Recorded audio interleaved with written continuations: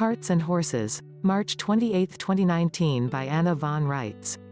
The best way to describe this situation with the National Assembly effort is that the cart is getting in front of the horse.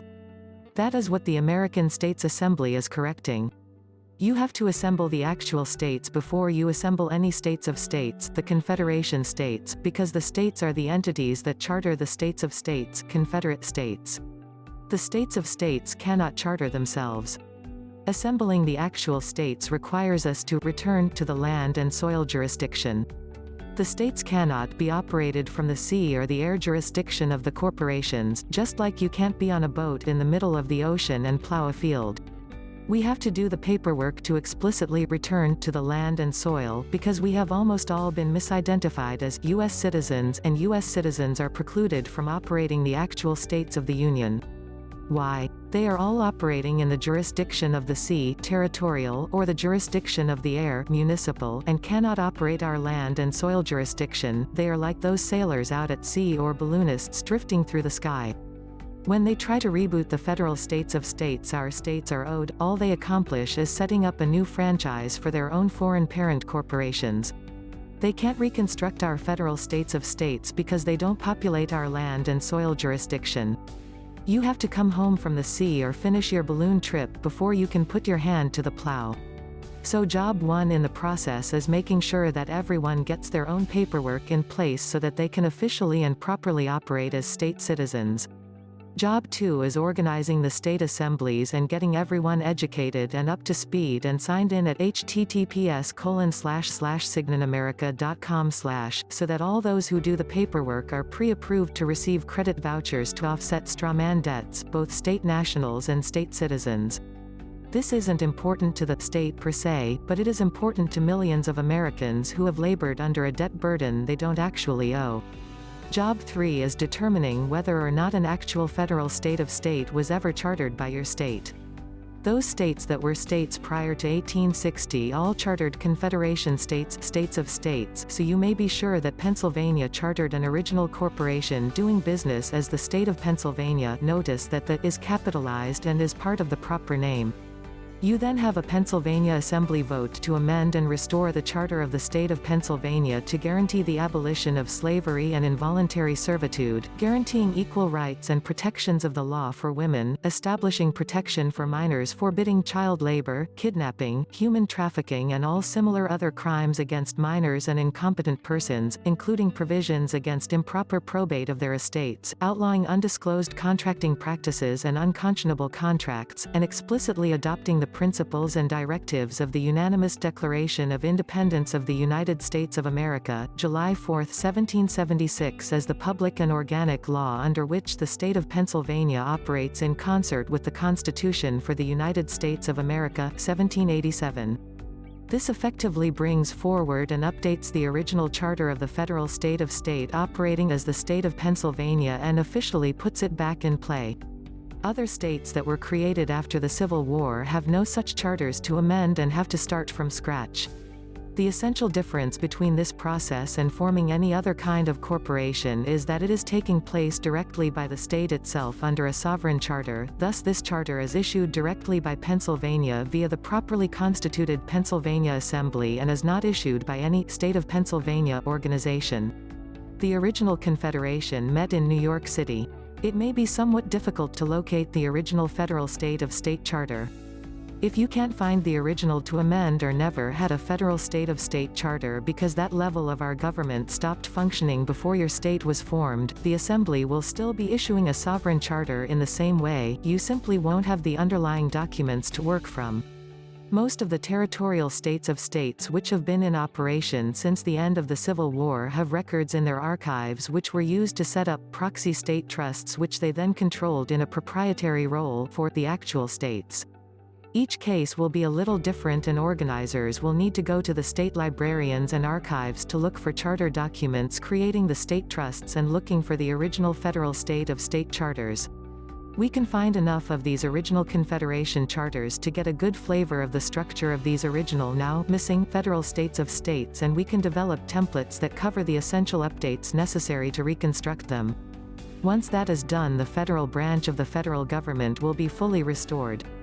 The territorial United States and the municipal United States branches of the federal government will no longer have any excuse for claiming that there is any emergency or that any part of our government is missing or being held in abeyance. Completing the Reconstruction is obviously a very important part of reclaiming and restoring our lawful government as it was intended to function and establishing the checks and balances the founders built into it, but always bear in mind that our actual government, which is vested entirely in the living people of each state, has never ceased to be and to function, regardless of the condition of the federal commercial corporations that are supposed to be running and directing the federal government functions. The Confederate States of States are businesses that are supposed to provide our states and people with services according to the constitutional agreements, owned and operated by the states themselves, but they are still just corporations like other corporations. They are not sovereign entities.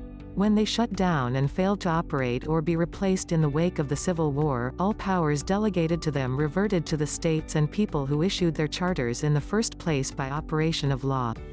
Our states therefore retained the ability to conduct all necessary business both in international trade and in commerce. We simply didn't realize what the territorial and municipal branches of the federal government had done to usurp upon us and substitute their own states of states for the states of states that we are owed and which our states are supposed to own and operate. I hope that you can now see the logic of everything presented and that everyone you share this with can see the roadmap, too. There isn't much to argue over, except apparently, 1, the issue of U.S. citizens being included in state assemblies and 2, the order of operations.